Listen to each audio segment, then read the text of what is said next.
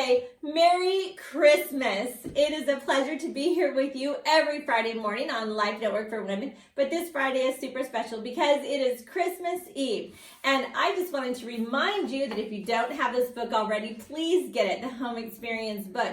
I'm here helping you make your home a place of love and peace. What is the point of selling Christmas and having a holiday and a special occasion if there's fighting? If there's too much tension and stress in your home? You know, you can make a big difference in your home by the atmosphere that you create through your decorations, through your attitude. There's so many things that we could do to help make our home a place of love and peace. And this book is a real manual to help you do that. Currently, I am on a marriage series, and today I'm on part 4. So be sure to catch the past 3 episodes, and then in addition to that, we are continuing today. And then stay tuned, because at the end of this video, I'm going to give you a special home tour of my home so that you can see the festivities and the decorations that are happening here at my house for Christmas.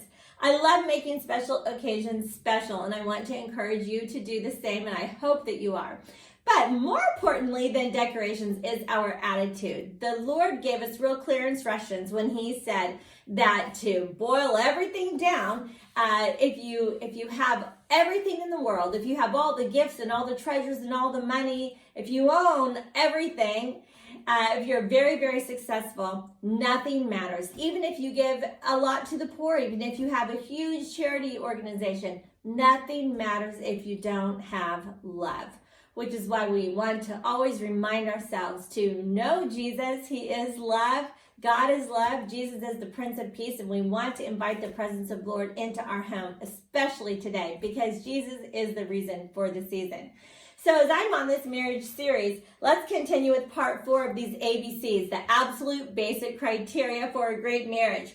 MNOP, that's what we're on. So M, I put M as for morality. You know, we cannot underestimate the value of morality. We must be moral in marriage. Whenever we take those wedding vows, we vow that we are forsaking all others until death do us part. Okay, immorality has no place in marriage. In fact, a marriage cannot survive when there's immorality. So do not ever open the door to immorality in your own life, and don't open the door to immorality in your marriage. And if your husband has opened the door to immorality in your marriage, you need to have a very serious talk with him, and maybe even meet with a counselor to talk about the devastation of making those choices, because it's not compatible with marriage. We must be moral first and foremost. And Jesus said we need to focus on loving the Lord your God with all your heart, soul, mind, and strength, and love your neighbor as yourself. Okay, so our neighbor when we're married is the person that we're married to. That's the person we're sharing a bed with. Okay, that's our very closest neighbor.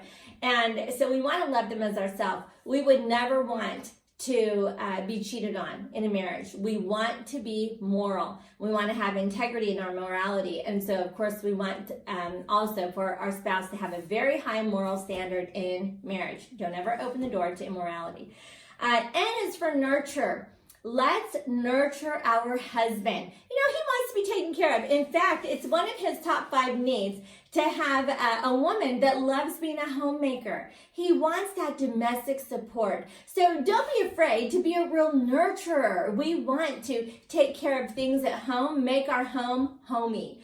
We want to nurture our husband. We want to give him a lot of physical affection, and in a real nurturing way. We want to give him the love that he needs and the nurturing that he needs. We need to have an attitude of nurturing in our marriage.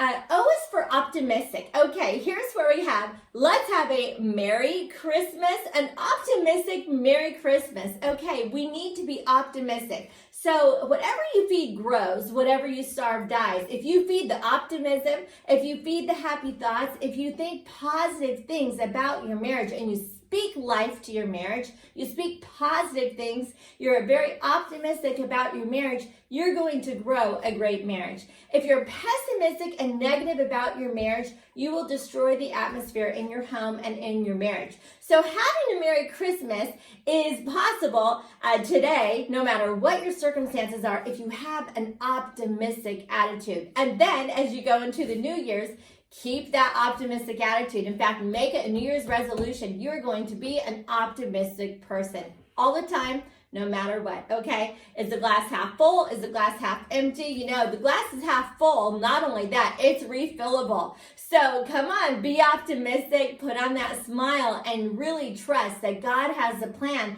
And don't ever, ever doubt that He's good, okay? Patience. You know, sometimes if things aren't going real well, we just need to wait for it. You know, God says that everything is beautiful in its own time. I think sometimes we get a little in a hurry. Okay, and you've heard the statement before, what are you waiting for? Christmas? Okay, well, yeah, we maybe have been waiting a long time and we're still hoping for a Christmas miracle. And you know what? I'm hoping for a Christmas miracle for you too. But be patient. If it doesn't happen tonight, if it doesn't happen tomorrow, be patient with it. Don't give up. It's not the end of the story. Patience is important. It's a very important element in marriage. Love is patient. So whatever you're praying for, keep waiting on it. Don't give up. God hears you. He's at work. You can trust Him in the process. What is His gift to you? The gift of Jesus. And what does He want back from you? He wants you. The greatest gift you can give God is yourself. Trust Him fully. Be optimistic. Be moral, have a nurturing attitude, and be patient. Thank you for joining me today. Have a very Merry Christmas. Enjoy my home tour. Hugs and high fives. See you next week. Welcome to my home. Come on in.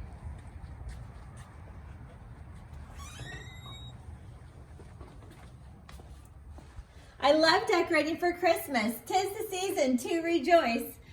And I hung a little sign here, says, meet me under the mistletoe, and here's the mistletoe. Kisses to everyone. So you can see I decorate every room in the house. So the entryway, here's my living room, which I keep pretty simple, just a few touches of Christmas here. I've got my great big tree here in the entryway, and it's a tree that goes up for the whole 2 stories. I put snowflakes on the tree just to brighten it up. I think the white really adds a lot. This is my prayer room. And in this room, I just have a few touches of Christmas. I don't really overdo it in here. I keep it sort of neutral. Then in black, and this is my dining room with a table that seats everyone in our family. And so you can notice the tree, and right around the top of the tree is an airplane flying that says, believe. That really is the message of Christmas. We believe in miracles and we praise God because Jesus is the reason for the season. I decorate my kitchen and it's fully decorated, every inch of my kitchen, and especially the table. And with every meal, there's different table settings just to cheer everyone up and to keep everything merry. Of course, the staircase is decorated, and you can see my snowman collection up here and my nutcracker collection up here. So there's a lot of fun for everyone. The house is festive and it's ready to welcome my whole family and all my friends.